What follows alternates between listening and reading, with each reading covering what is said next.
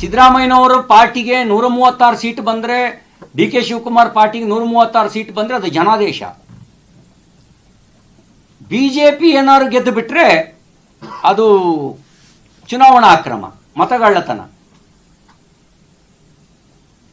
ನಾನು ಅವ್ರಿಗೆ ಕೇಳೋದು, ಬುದ್ಧಿ ಇರೋರು ಯಾರು ಹಿಂಗೆ ಆರೋಪ ಮಾಡ್ತಾರ? ನನಗೆ ಈ ರೀತಿ ಆರೋಪ ಮಾಡಿರುವವರ ಮಾನಸಿಕ ಆರೋಗ್ಯದ ಬಗ್ಗೆ ನನಗೆ ಅನುಮಾನ ಮೂಡುತ್ತೆ. ಮಾನಸಿಕ ಆರೋಗ್ಯ ಹೆಚ್ಚು ಕಡಿಮೆ ಆಗಿರುವಂಥ ಸಾಧ್ಯತೆಗಳಿದ್ದಾವೆ. ಅದಕ್ಕೆ ನಾನು ಮಾನಸಿಕ ಆರೋಗ್ಯ ತಜ್ಞರ ಜೊತೆಗೆ ಒಂದ್ಸರಿ ತೋರಿಸೋದು ಒಳ್ಳೆಯದು ಅಂತ ನನಗನ್ಸುತ್ತೆ. ಹೆಂಗಾಗಿದೆ ಅಂದರೆ, ಮೂರ್ಖ ನಾಯಕ ಮರುಳ ಹಿಂಬಾಲಕರು ಅನ್ನೋ ಪರಿಸ್ಥಿತಿಯಾಗಿದೆ. ಸಿದ್ದರಾಮಯ್ಯನವ್ರು ನಿಮಗೇನಾಗಿದೆ? ನೀವು ಮೂರ್ಖ ನಾಯಕರ ಹಿಂದ್ಗಡೆ ಮರುಳ ಹಿಂಬಾಲಕರು ನೀವ್ಯಾಕೆ ಆಗ್ತಾ ಇದ್ದೀರಿ? ನೀವು ಗೆದ್ದಿರೋದು ಅಕ್ರಮದಲ್ಲಿ ಅಂತ ಯಾರಾದರೂ ಹೇಳಿದ್ರೆ ಜನಾದೇಶಕ್ಕೆ ಏನು ಗೌರವ ಇರುತ್ತೆ? ಪ್ರಜಾಪ್ರಭುತ್ವ ವ್ಯವಸ್ಥೆಗೆ ಏನು ಗೌರವ ಇರುತ್ತೆ? ಯಾರು ಈ ರೀತಿ ಆರೋಪ ಮಾಡ್ತಾರೆ? ಯಾರಿಗೆ ಸಂವಿಧಾನದ ಬಗ್ಗೆ ವಿಶ್ವಾಸ ಇರಲ್ವೋ, ಯಾರಿಗೆ ಪ್ರಜಾಪ್ರಭುತ್ವದ ಬಗ್ಗೆ ನಂಬಿಕೆ ಇರಲ್ವೋ ಅಂಥವ್ರು ಮಾತ್ರ ಹೀಗೆ ಆರೋಪ ಮಾಡೋದಕ್ಕೆ ಸಾಧ್ಯ. ಈಗ ಕಾಂಗ್ರೆಸ್ನ ರಾಹುಲ್ ಗಾಂಧಿಯವರ ಆರೋಪ ಅದು ಪ್ರಜಾಪ್ರಭುತ್ವದ ಅವಹೇಳನ, ಅದು ಸಂವಿಧಾನದ ಮೇಲೆ ವಿಶ್ವಾಸ ಇಲ್ಲದೆ ಇರತಕ್ಕಂಥ ವರ್ತನೆ ಅಂತ ಅನಿಸುತ್ತೆ.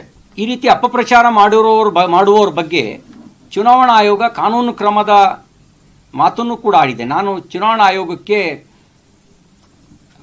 ಆಗ್ರಹ ಮಾಡ್ತೀನಿ, ಅವ್ರ ದೂರನ್ನು ನೀವು ಸ್ವೀಕಾರ ಮಾಡಿ, ಪರಿಶೀಲನೆ ನಡೆಸಿ.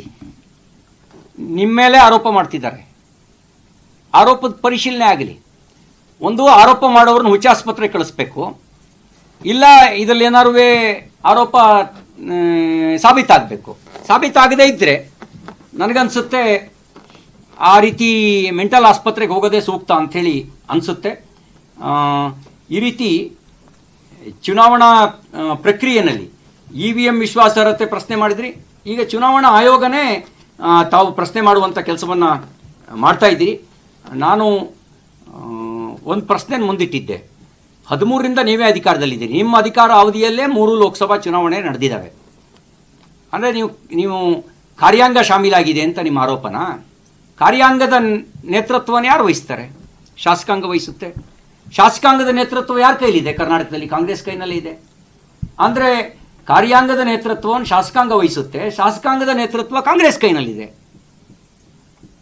ಅಕ್ರಮ ಯಾರು ನಡೆಸಿರ್ಬೋದು? ನೀವೇ ನಡೆಸಿರ್ಬೋದು ಅಂತಕ್ಕಂಥದ್ದು ನನ್ನ ಆರೋಪ. ಅದಕ್ಕಾಗಿ ನನಗೆ ಈ ಸಂದರ್ಭದಲ್ಲಿ ಹೇಳಕ್ಕೆ ಬಯಸೋದೇನು ಅಂತಂದರೆ, ಮೂರ್ಖ ಮತಿಗೆಟ್ಟ ಆರೋಪವನ್ನು ಮಾಡೋದು ನಿಲ್ಲಿಸಿ. ನಿಮ್ಮ ಈ ರೀತಿ ಆರೋಪ ಅದು ಪ್ರಜಾಪ್ರಭುತ್ವದ ವಿರುದ್ಧದ ಬಾಂಬು. ಎಂಥ ಬಾಂಬ್ ಹೇಳಿದಾರಲ್ಲ ಅವರು? Atom bomb. ಆಟಮ್ ಬಾಂಬು ಅದು ಪ್ರಜಾಪ್ರಭುತ್ವದ ವಿರುದ್ಧದ ಆಟಮ್ ಬಾಂಬು. ನಿಮ್ಮ ಹಿಸ್ಟ್ರಿನೇ ಇದೆ, ತುರ್ತು ಪರಿಸ್ಥಿತಿ ಹೇರಿದ್ದ ಹಿಸ್ಟ್ರಿ. ಆ ಹಿಸ್ಟ್ರಿ ಮರುಕಳಿಸ್ಬೇಕು ಅಂತ ನೀವು ಬಯಸ್ತಾ ಇದ್ದೀರಿ. ನಿಮ್ಮ ಆಟಮ್ ಬಾಂಬು ಸಂವಿಧಾನದ ವಿರುದ್ಧದ ಆಟಮ್ ಬಾಂಬು, ಅದು ಸಂವಿಧಾನ ವಿರೋಧಿ ಆಟಮ್ ಬಾಂಬು. ಪ್ರಜಾಪ್ರಭುತ್ವವನ್ನು ಮತ್ತು ಭಾರತವನ್ನು ನಾಶಗೊಳಿಸೋದಕ್ಕೆ ವಿದೇಶಿ ಕೈಗೊಂಬೆಗಳಾಗಿ ಸೃಷ್ಟಿಸಿರುವ ಆಟಮ್ ಬಾಂಬ್ನಂತೆ ಕಾಣುತ್ತೆ. ಆದರೆ ನಂಗೆ ವಿಶ್ವಾಸ ಇದೆ, ನಮಗೆ ಡಾಕ್ಟರ್ BR ಅಂಬೇಡ್ಕರ್ ಅವರು ಕೊಟ್ಟಿರ್ತಕ್ಕಂಥ ಸಂವಿಧಾನದ ರಕ್ಷಾ ಕವಚ ಇದೆ. ಆ ಸಂವಿಧಾನದ ರಕ್ಷಾ ಕವಚ ಹೇಗೆ ಪಾಕಿಸ್ತಾನದ ಮಿಸೈಲ್ಗಳನ್ನು ತಡೀತೋ ಹಾಗೆ ಡಾಕ್ಟರ್ ಅಂಬೇಡ್ಕರ್ ಅವರ ಸಂವಿಧಾನದ ರಕ್ಷಾ ಕವಚ ನಿಮ್ಮ ಆಟಮ್ ಬಾಂಬ್ಗಳ ಅಪಾಯ ಭಾರತದ ಪ್ರಜಾಪ್ರಭುತ್ವಕ್ಕೆ ಆಗದಂತೆ ಭಾರತವನ್ನು ರಕ್ಷಾ ಕವಚವಾಗಿ ರಕ್ಷಿಸುತ್ತೆ ಅಂತಕ್ಕಂಥ ವಿಶ್ವಾಸ ಇದೆ. ಅಷ್ಟು ಮಾತ್ರ ಅಲ್ಲ, ಈ ಆಟಮ್ ಬಾಂಬ್ ಆರೋಪ ಮಾಡಿದವರನ್ನೇ ಅಪರಾಧಿಯನ್ನಾಗಿಸುತ್ತೆ. ಅದಕ್ಕಾಗಿಯೇ ಅಪರಾಧ ಈ ರೀತಿ ಆರೋಪ ಮಾಡೋರು ಇವತ್ತಿನವರೆಗೂ ಕೋರ್ಟಿಗೆ ಹೋಗಿಲ್ಲ, ಇವತ್ತಿನವರೆಗೂ ಚುನಾವಣಾ ಆಯೋಗಕ್ಕೆ ಒಂದು ದೂರು ಸಲ್ಲಿಸಿಲ್ಲ. ಈಗ ಅಕ್ರಮ ಆಗಿದೆ ಅಂತ ಅನಿಸಿದರೆ ಈಗ ಅಲ್ಲಿಯ ಮಾಜಿ ಸಂಸದರು DK ಸುರೇಶ್ ಅವರು ದೂರು ಸಲ್ಲಿಸಬೇಕಿತ್ತು ಚುನಾವಣಾ ಆಯೋಗಕ್ಕೆ, ಇವತ್ತಿನವರೆಗೂ ಒಂದು ದೂರು ಸಲ್ಲಿಸಿಲ್ಲ. ಕೋರ್ಟಿಗೆ ಹೋಗಬೇಕಿತ್ತು, ಕೋರ್ಟಿಗೆ ಹೋಗಿಲ್ಲ. ಯಾಕೆಂದ್ರೆ ದೂರು ಸಲ್ಲಿಸಬೇಕು ಅಂದ್ರೆ ದಾಖಲೆ ಕೊಡಬೇಕು. ಹಂಗಾಗಿ ಅವರು ನ್ಯಾಯಾಲಯಕ್ಕೂ ಹೋಗಿಲ್ಲ. ಕಾಂಗ್ರೆಸ್ನ DNA ಪ್ರಜಾಪ್ರಭುತ್ವದ ಮೇಲೆ ನಂಬಿಕೆ ಇಲ್ಲದೆ ಇರುವಂಥ DNA, ಸರ್ವಾಧಿಕಾರಿ DNA. ಆ ಸರ್ವಾಧಿಕಾರಿ DNA ಕಾರಣದಿಂದ ತನಗೆ ಅಧಿಕಾರ ತಪ್ಪಿದಾಗಲೆಲ್ಲ, ಯಾವಾಗ ಕಾಂಗ್ರೆಸ್ ಪಾರ್ಟಿಗೆ ಅಧಿಕಾರ ತಪ್ಪೋಗುತ್ತೆ, ಈ DNA ಕಾರಣಕ್ಕೆ ಈಗ ಅಮಾವಾಸ್ಯೆಗೊಮ್ಮೆ ಹುಣ್ಣಿಮೆಗೊಮ್ಮೆ ಆ DNA ದೋಷ ಇರೋದ್ರಿಂದ ಸ್ವಲ್ಪ ಮೆಂಟಲ್ ಬ್ಯಾಲೆನ್ಸ್ ತಪ್ಪುತ್ತೆ. ಆ ಮೆಂಟಲ್ ಬ್ಯಾಲೆನ್ಸ್ ತಪ್ಪೋದ್ರಿಂದ ಈ ರೀತಿ ಸಂವಿಧಾನಿಕ ಸಂಸ್ಥೆಗಳ ಮೇಲೆ ಆರೋಪ ಮಾಡ್ತಾ ಇದ್ದಾರೆ. ಈಗಲೂ ಚಾಲೆಂಜು ಅವ್ರಿಗೆ ಚಾಲೆಂಜ್ ಹಾಕ್ಲಿಕ್ಕೆ ಬಯಸ್ತೇವೆ.